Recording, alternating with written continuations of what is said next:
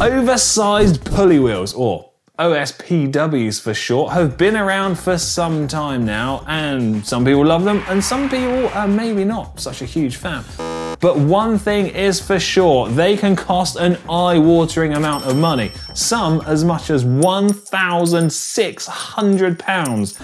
But I am going to show you a simple method of how you can get most of the performance for less than £20. Boom, let's do it. First things first, if you haven't subscribed to GCNTech already, please consider doing so because it really helps support our channel. And also, if you want a selection of helpful maintenance tasks in a handy book form, why not have a look at our essential road bike maintenance book, available at shop.globalcyclingnetwork.com.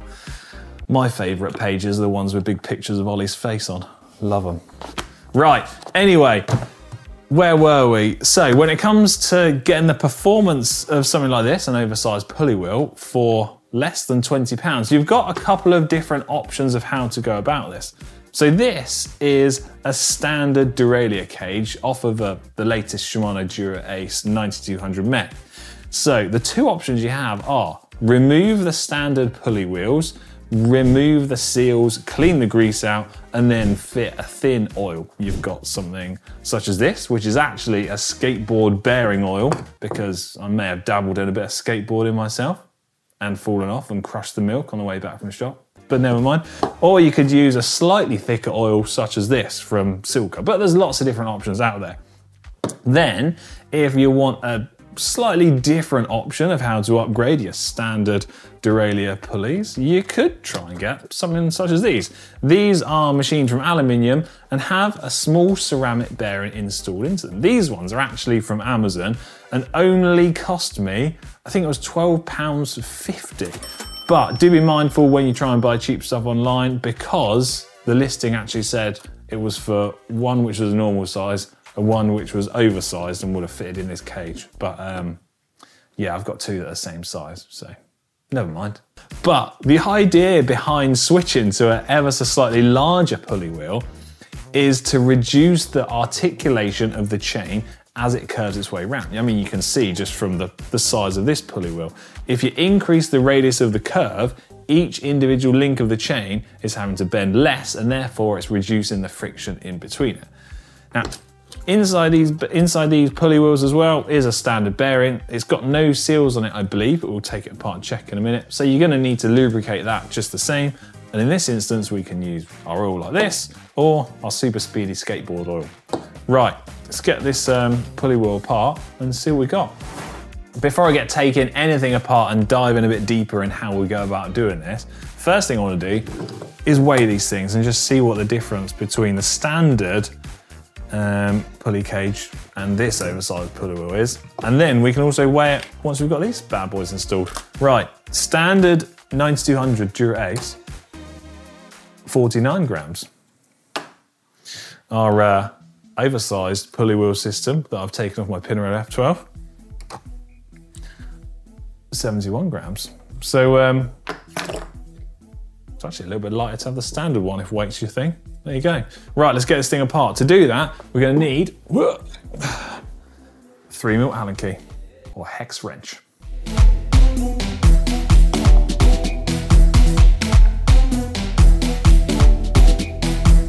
Okay, so I've got the pulley wheels removed out of the cage, and in this instance, they're exactly the same. They just have a little arrow on them, so you know which way to install them when you put it back together.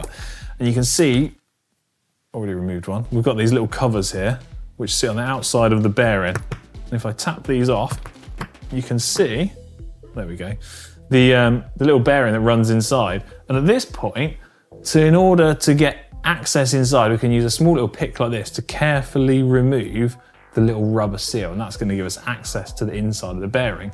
Once that's done, we can get a small little tray like this, a cloth to clean everything, and also use some degreaser and some isopropyl alcohol to clean out the original grease. And then the alcohol means you also clean it again, and it's going to evaporate to leave it nice and dry inside. We can then go ahead and install whichever oil that we want to do before installing this bearing seal again. So we better get carefully taking these apart and cleaning everything up. Right.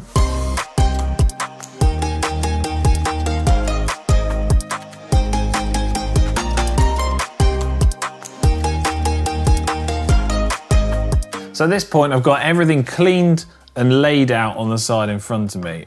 Bearings are nice and clean. There's no oil in here whatsoever, and they are quite dry, but you can still see they spin pretty freely.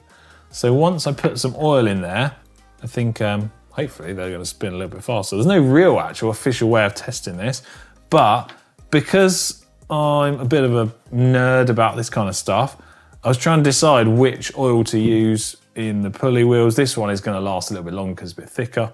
This one will spin faster because it's thinner. So what I'm going to do is do one pulley wheel with this oil and one pulley wheel with this oil, and then refit the seals. And well, I'm going to see if they spin any different, which I'm not too sure. So what I'll do is put one seal on one side so I can put 2 drops of the oil in each, refit the seal, and then we'll see how we go. Let's do that now.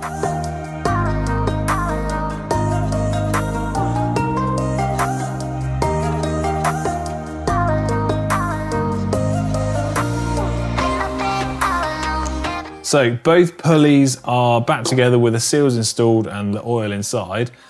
There's no real official way of testing this, certainly not in my garage at home. So I'm just gonna carefully hold the pulley and then try and spin it and see if I can notice a difference.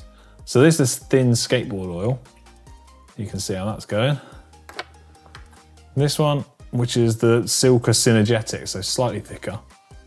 You can see that this one's not quite as free, but the big difference is this is gonna probably protect the bearing a little bit better and is gonna last a lot longer, meaning I haven't got to keep taking the bearings apart.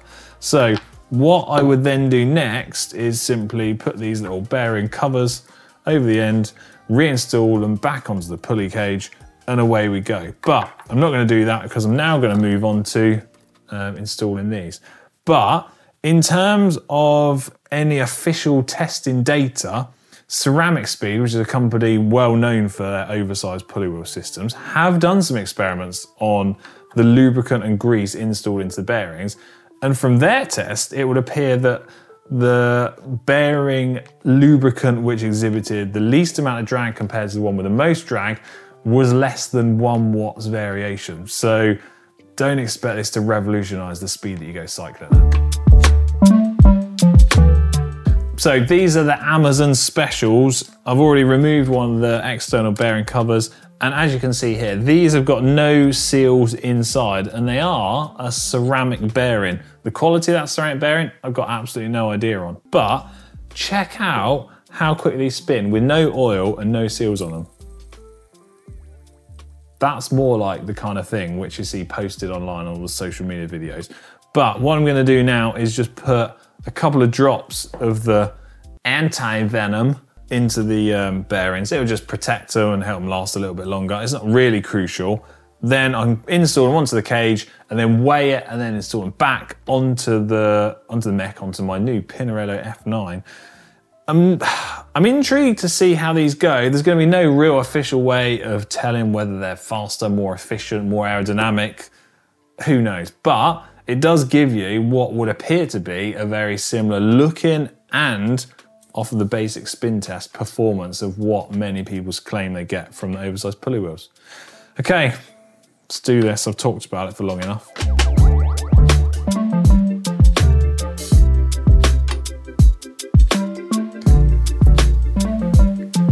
What's going on? They're like too wide or something. Oh no, they're not going to fit in.